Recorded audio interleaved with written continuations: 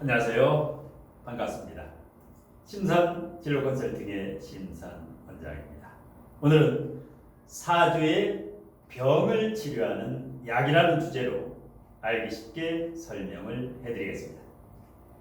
자, 시간 관계상 칠판에 표기를 해놨는데요. 칠판을 보면서 설명을 해드리겠습니다. 자, 사주의 병을 치료하는 약이 무엇인가? 자, 좌측 상단에 육친과다, 육친고립이라고 제가 표기를 해놨는데요. 육친이라고 아시죠? 일명 이 육친을 육신이라고도 하고 십성이라고도 하죠. 십성, 10개가 있으니까 비견겁제, 식신상관, 편제정제, 평관정관, 편인정인 10개. 이래서 십성이라고도 하고 육친이라고도 합니다. 자, 크게 보면은 1, 2, 3, 4, 5 5가지로 압축을 할 수 있습니다. 10개의 십성을. 그래서 우리가 보통 비견겁제를 비겁이라고 하지. 비겁, 식상, 이것은 재성, 이것은 관성, 5번은 인성, 이렇게 압축적으로 부르기도 하죠. 자, 그러면 본인 사주나 가족 사주에서 특정 이 육친이 과다한 경우에는 반드시 문제가 옵니다. 과다라는 말이 뭐냐? 자, 만일에 1번 비견겁제가 월지 포함해서 3개 이상, 월지 포함해서 3개 이상 있으면 비겁 과다가 됩니다. 월지에 없을 경우는 다른 곳에 연, 월, 일시에서 월지에 없을 경우에는 다른 곳에 4개 이상이 있으면 과다로 보시면 됩니다. 어떤 육친이든 비겁과다, 식상과다, 편제, 재성과다, 관성과다, 이제 인성과다. 이 과다한 사주는 오늘 강의가 대단히 유익합니다. 그러니까 특정 육친이 과다하면 이것을 자동차에 비유하면 됩니다. 자동차에서 지금 속도가 120km에서 150km로 아주 과속을 하고 있다고 보면 됩니다. 자, 과속을 하다 보면 사고의 위험도가 있죠. 그러면 이 육친 그룹에서 이 육친, 검정색 글씨, 이것이 바로 브레이크가 됩니다. 좌측의 이 청색 글씨, 비겁, 식상, 이것이 악셀에 달하면 이것은 브레이크입니다. 그러면 1번부터 설명을 합니다. 비견겁제가 강한데 과다한데 편관과 정관, 관성이라고 하죠. 이것이 사주에 없거나 기장간에만 있거나 아니면 원국의 정관, 편관 중에 하나가 있는데 고립되어 있다. 뭐 절지 위에 있다. 절퇴지 위에, 묘지에 들어가 있다. 그래서 힘이 없다. 이러면 어떻게 됩니까? 150km로 속도로 과속을 하고 있는데 브레이크가 없으면 반드시 사고가 나겠지. 자, 그래서 악셀에다와 브레이크. 이것을 어떤 병이냐? 그러니까 본인 사주나 가족 사주에 비견겁제가 강하면서 편관, 정관이 약하거나 없으면 어떻게 됩니까? 편관, 정관. 문제가 생기죠. 어떤 문제가 생길까요? 이것이 바로 독불장군이 됩니다. 어떤 독불장군?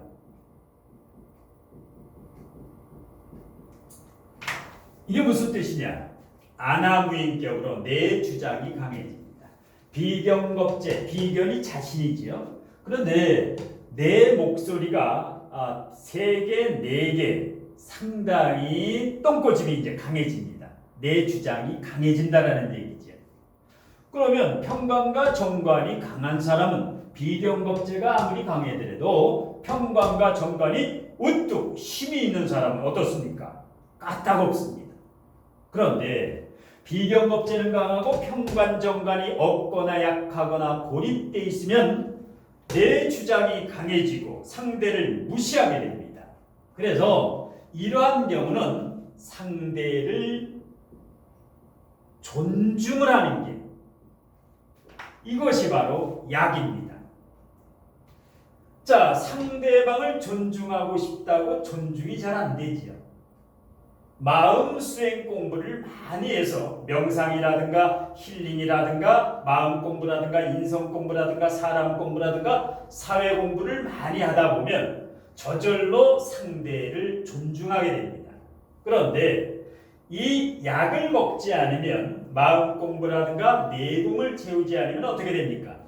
내 목소리가 강해지고 상대를 무시하고 아나무인격으로 똥꼬집, 독불장군, 그래서 자존심이 세기 때문에 안티가 생기고 배우자와 불화가 생기고 가족 간에 갈등이 생기게 됩니다. 그래서 악셀에다가 있으면 브레이크, 어떠한 병이 있으면 반드시 그것을 치유하는 약이 있게 됩니다. 이 원리를 알고 살면 아무리 과다한 육친을 가져도 가정이 평안하고 하는 직업, 일도 잘 되고 아주 좋습니다.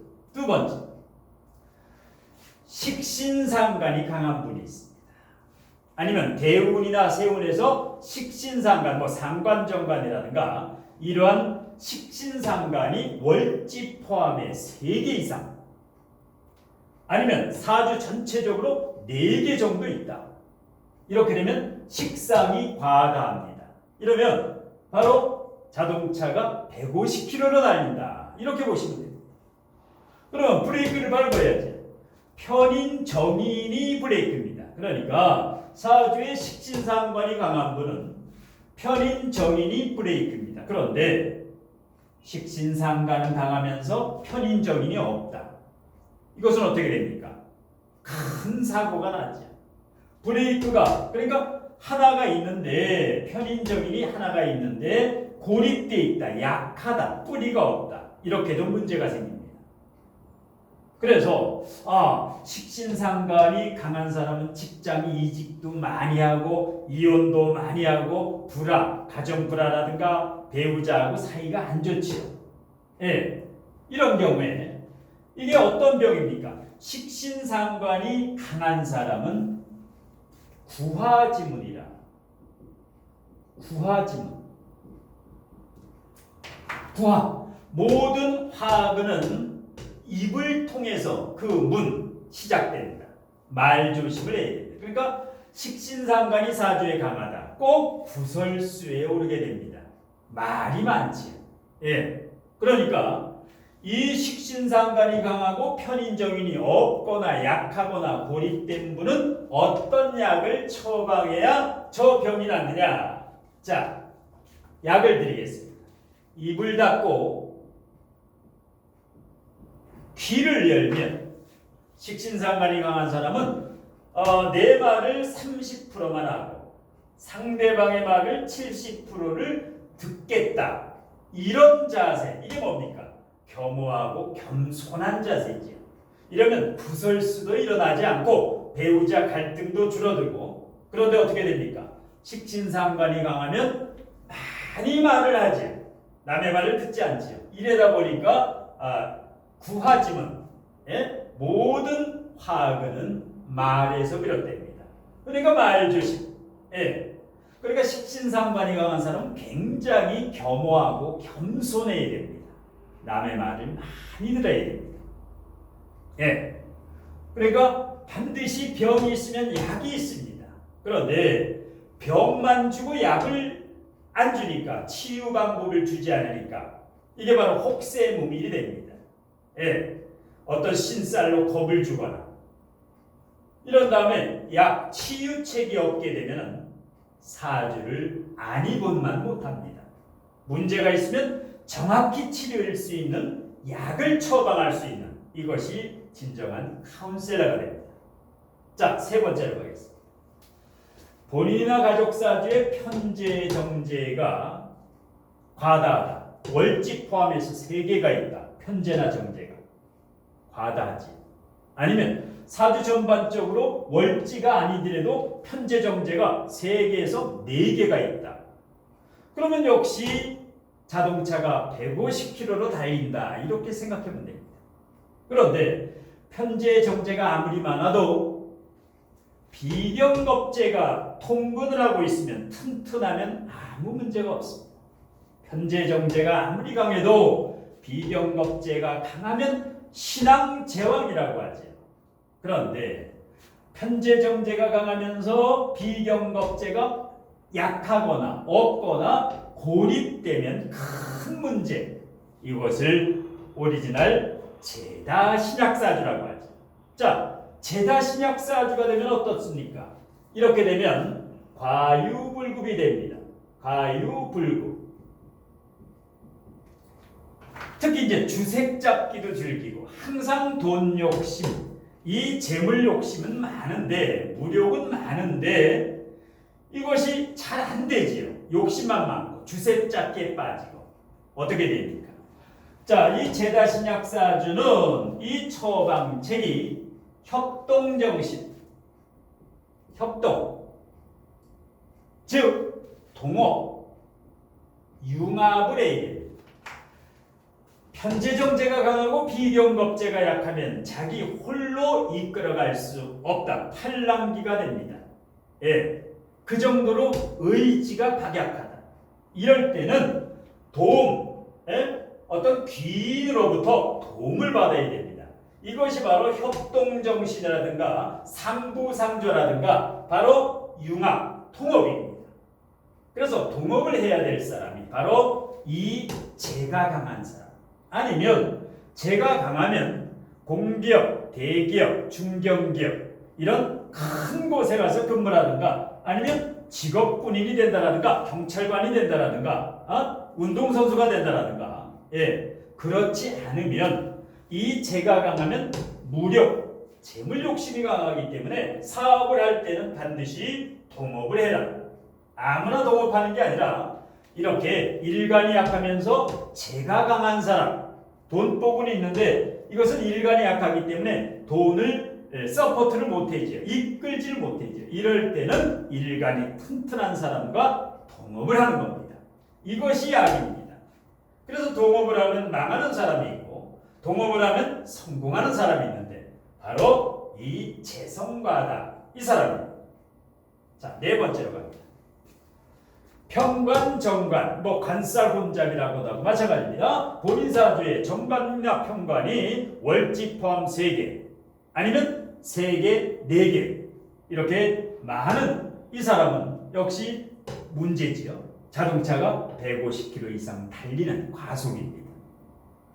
그러면 평관과 정관이 강한데 식신상관이 있으면 식신제사를 해서 상관합사를 해서 좋은데 관살은 강한데 식신상관이 없거나 고립되거나 약하면 어떻게 됩니까? 반드시 문제가 옵니다. 어떤 문제가 올까요? 자, 과대망상.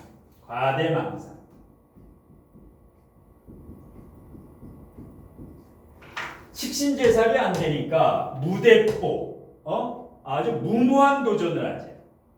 그리고 체면을 중시하죠. 관살이 강한 사람은 가족은 둘째치고 남에게 잘 보이는 이렇게 체면치레, 허장성세라고도 하죠. 이런 사람은 그러면 약이 뭡니까? 실용과 실사구시라고 합니다. 실사구시.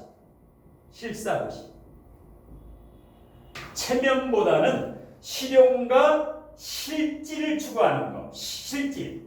이게 중요합니다. 실천이 중요합니다. 그 다음에 마지막으로 편인정인이 강한 사람 많이 있죠. 이런 명리학 공부하는 분 중에 편인정인이 3개, 4개 이렇게 되는 분이 많이 있습니다. 마찬가지입니다. 편인정인이 강하다라는 것은 지금 위험신호지요. 자동차가 150km로. 자, 그런데 편인정인이 강하면 브레이크가 편제정제지요. 왜? 제극인을 해주기 때문에. 그런데 인성은 과다한데 편제정제가 없거나 약하거나 고립되거나 이러면 어떻게 됩니까? 무사안일주의지요. 무사안일주의. 소설 허생전에 보면은 주인공 허생 어떻습니까? 가족들의 생계보다도 남산골 샘님 책만 읽고 글만 읽는 한마디로 한량이죠. 이러면 가족들이 어떻게 됩니까? 아주 불행해지지요. 그러니까 인성이 강하면서 재성이 없으면 먹고 사는데 문제가 되죠. 도식이 되니까 무사안일주의로 게으릅니다. 그래서 인성이 아무리 강하더라도 재성이 있으면 게으르지 않습니다. 그런데 이렇게 되면 이제 게으릅니다. 이렇게 되면 어떻게 됩니까? 이게 바로 실천. 이론보다 실천입니다. 그러니까 편인정인이 강한 사람은 이론에 능합니다. 그런데 실질적으로 실천이라든가 행동력이 약합니다. 말로만. 그러니까 정인평인이 가면 잡다하게 아는 것은 많습니다. 박학다식하다고 하죠. 그런데 이 편재정제는 뭡니까? 현실적이죠. 실용적이죠. 이렇게 실천하고 행동해야 되는데 게으르고 생각만 많다 보니까 흰머리만 나고 아주 정신적으로 피곤하게 되죠. 그러니까 어렵지 않습니다.